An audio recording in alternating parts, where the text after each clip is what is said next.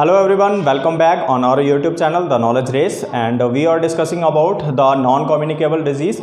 And in previous video we have discussed about the basic introduction about the non-communicable disease and their basic classification, and we have also discussed about the deficiency disease in our previous video. And now in this video we are going to discuss about the degenerative disease.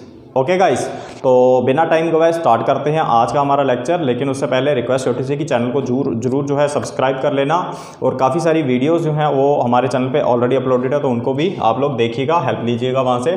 तो देखो, हम लोग पढ़ रहे थे non communicable disease. तो non communicable disease आपको पता है क्या होती हैं, जो ट्रांसमिट नहीं होती, जो यानी कि कम्युनिकेट नहीं करती दूसरे बंदे के साथ, ठीक है।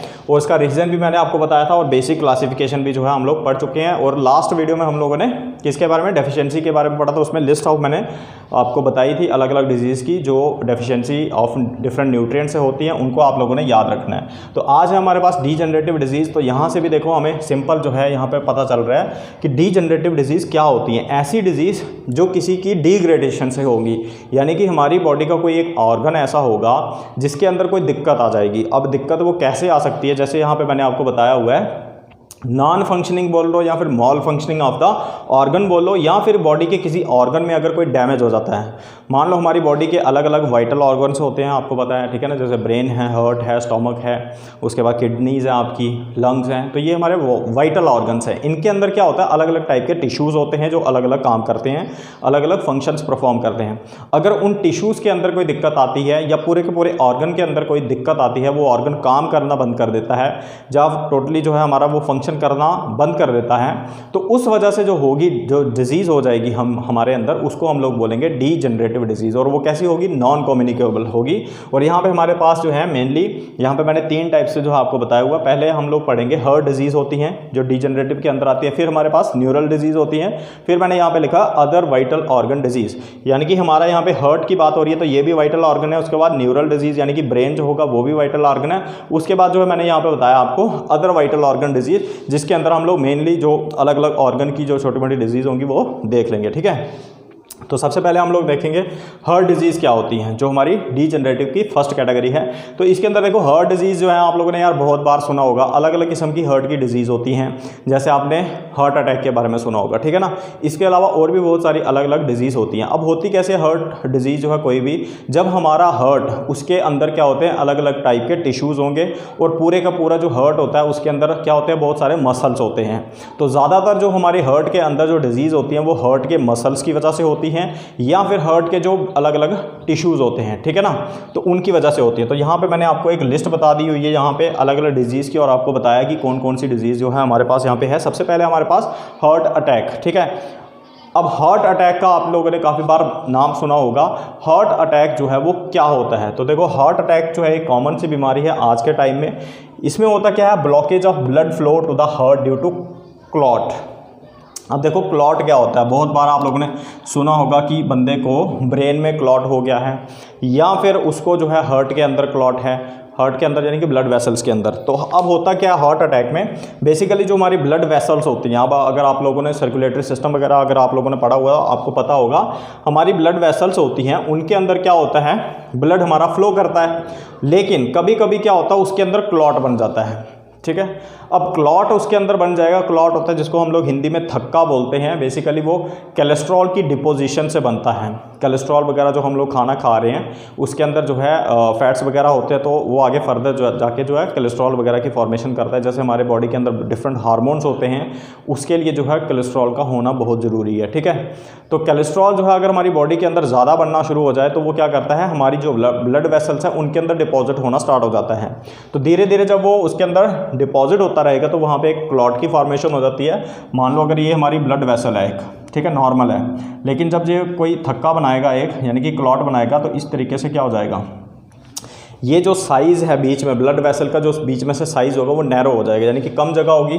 तो अब जो है हमारा ब्लड फ्लो जो है यहाँ पे कम हो जाता है। पहले तो नॉर्मली ठीक था, लेकिन अभी यहाँ पे कम हो गया। उससे क्या होगा, हमारा हार्ट जो है उसको पूरा ब्लड नहीं मिल पाएगा, उससे जो है वो क्या करेगा, एक तरीके से फंक्शन बंद कर देगा।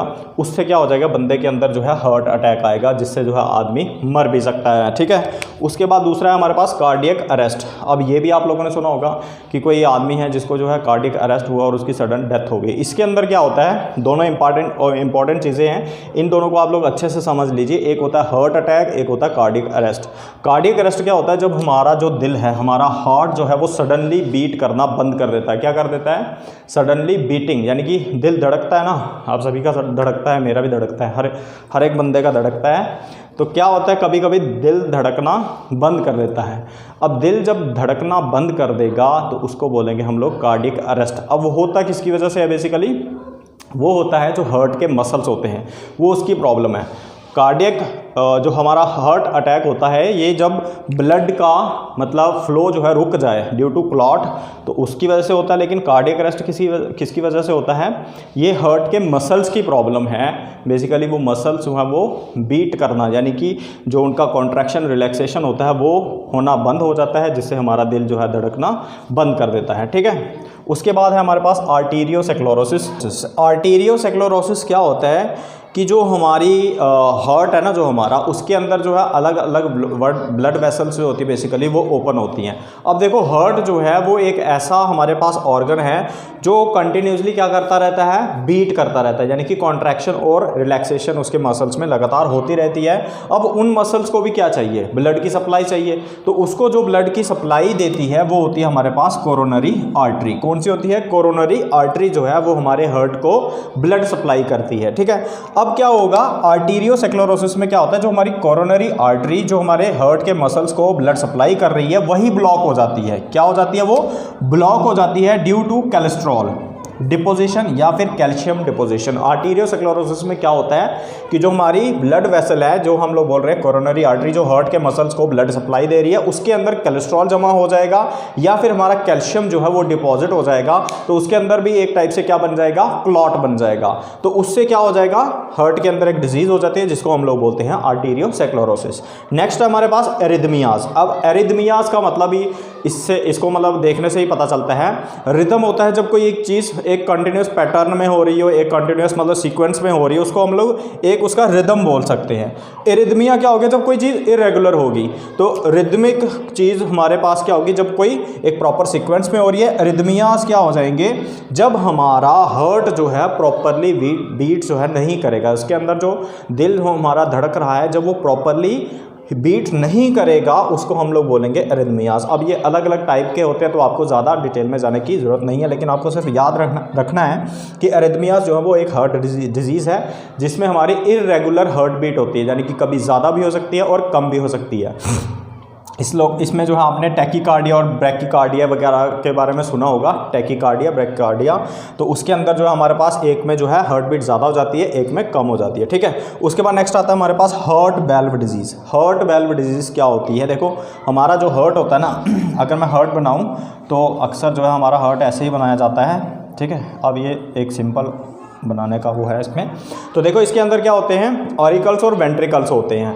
अब इनके बीच में क्या होते हैं, यहाँ पे कुछ वेल्व्स होते हैं। जो हमारा ब्लड होता है ना, ऊपर से जो है हमारी ब्लड वेसल्स आती हैं और वो खुलती हैं, फिर ऊपर से जो है वो नीचे की तरफ आता है। कहाँ आता है, ऊपर से नीचे की तरफ। तो एक साइड में 3 वेल्व होते हैं, एक साइड में 2 होते हैं। तो इसके अंदर क्या होता है, जब ये वेल्व हमारे प्रॉपरली वर्क नहीं करेंगे, क्या करेंगे, प्रॉपरली वर्क नहीं करेंगे, तो उससे जो है हमारे अंदर जो है दिक्कत हो जाती है। अगर वेल्व ही हमारे जो है काम करना बंद कर देंगे, जब ठीक से काम नहीं करेंगे, तो उससे हमें हार्ट डिजीज़ हो जाएगी, जिसको हम लोग बोलते हैं हार्ट वेल्व डिजीज़। तो इसके अंदर जो है हमें लोगों को इसको ट्रीट करवाना पड़ता है, यानी कि वेल्व की रिप्लेसमेंट वगैरह होती है, जहाँ उसको डॉक्टर वगैरह जो है वो ठीक करते हैं। ठीक है गाइस। तो ये थी हमारे पास heart disease, heart attack, cardiac arrest, arteriosclerosis, arrhythmias या फिर हार्ट वाल्व डिजीज़। इसके अलावा बहुत सारी जो है और भी डिजीज़ होती हैं जो इंपॉर्टेंट थी, वो मैंने आपको कवर करवा दी हैं। उसके बाद हम लोग देखते हैं न्यूरल डिजीज़ के बारे में। किसके बारे में, न्यूरल डिजीज़ के बारे में। तो देखो न्यूरल डिजीज़ जो है हमारे पास क्या होती हैं, ऐसी डिजीज़ जो ब्रेन के साथ रिलेटेड है, यानी कि जब हमारे ब्रेन के अंदर क्या होगा, जो हमारा ब्रेन है ना, उसके अंदर जो है अलग अलग टिश्यूज़ होते हैं, और मेनली जो है हमारे ब्रेन के जो सेल्स होते हैं, अगर आपको पता हो तो न्यूरॉन्स होते हैं। क्या होते हैं, न्यूरॉन्स या फिर नर्व सेल्स होते हैं। ठीक है। अब उसके बाद जो है हमारा मेन इंपॉर्टेंट जो बॉडी का ऑर्गन रहता है, आपको पता ही है सभी को, ब्रेन है। इसके अंदर अलग अलग पार्ट्स होते हैं इसके, आपके अगर हम बताएं तो जैसे आपका फोर ब्रेन होता है, हाइंड ब्रेन होता है, मिड ब्रेन होता है, उसके अंदर भी अलग अलग टाइप के जो हैं रीजन्स होते हैं जो हमारे मतलब अलग अलग बॉडी के फंक्शंस को कंट्रोल करते हैं, एनालाइज करने में हेल्प करते हैं।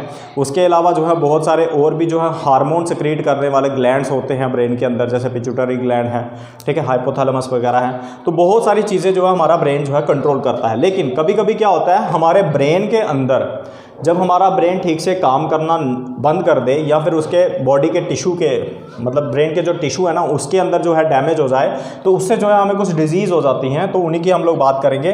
तो सबसे पहले न्यूरल डिजीज़ में मैं आपको बताऊंगा स्ट्रोक के बारे में। किसके बारे में? स्ट्रोक। इसके बारे में आप लोगों ने सुना होगा। स्ट्रोक भी बेसिकली क्या होती है, हमारी एक ऐसी ब्लड वेसल होती है जो हमारे ब्रेन को सप्लाई करती है ब्लड की, ठीक है।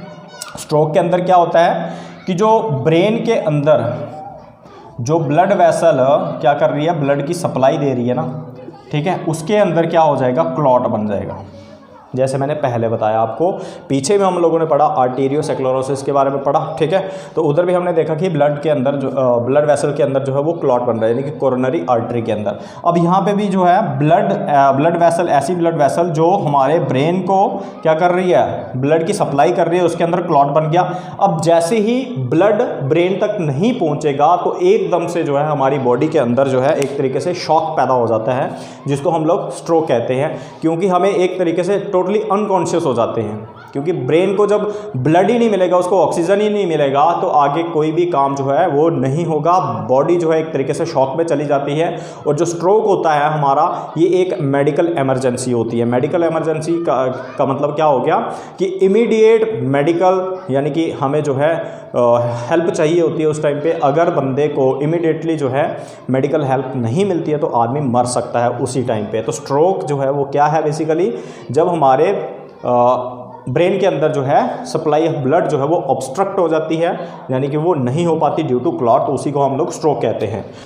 ठीक है गाइस, तो यार अभी तक जो है हम लोग जो स्ट्रोक हम लोगों ने पढ़ा है यहीं तक जो है इसको हम लोग रख रहे हैं। उसके बाद जो है हमारे पास पैरालिसिस होती है, उसके बाद हमारे पास और भी डिजीज़ होती है, जैसे पार्किंसन डिजीज़ है, ठीक है, और भी है हमारे पास डिमेंटिया है, अल्जाइमर्स डिजीज़ है, और भी काफ़ी सारी डिजीज़ होती हैं जो ब्रेन के साथ रिलेटेड, यानी कि जो हमारी न्यूरल डिजीज़ होती है उनके अंदर आती है। उसके बाद जो है हम लोग फाइनली देखेंगे अदर वाइटल ऑर्गन डिजीज़, जो मेन इंपॉर्टेंट डिजीज़ जो है नॉन कम्युनिकेबल वाली, वो भी पढ़ेंगे। लेकिन फ़िलहाल के लिए इस वीडियो में इतना ही।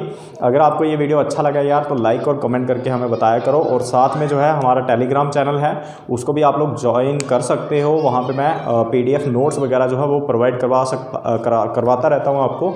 और साथ ही जो है आप लोग मुझे इंस्टाग्राम पे फॉलो करिए। अगर आप लोगों को कोई ज़्यादा स्टडी मटेरियल चाहिए है या कोई और अलग तरीके की कोई हेल्प चाहिए है तो आप लोग जो है मुझे वहाँ पे फॉलो करिए और मेरे को डायरेक्ट जो है मैसेज कर सकते हैं आप लोग, तो मैं आपकी हेल्प करूँगा उसमें भी।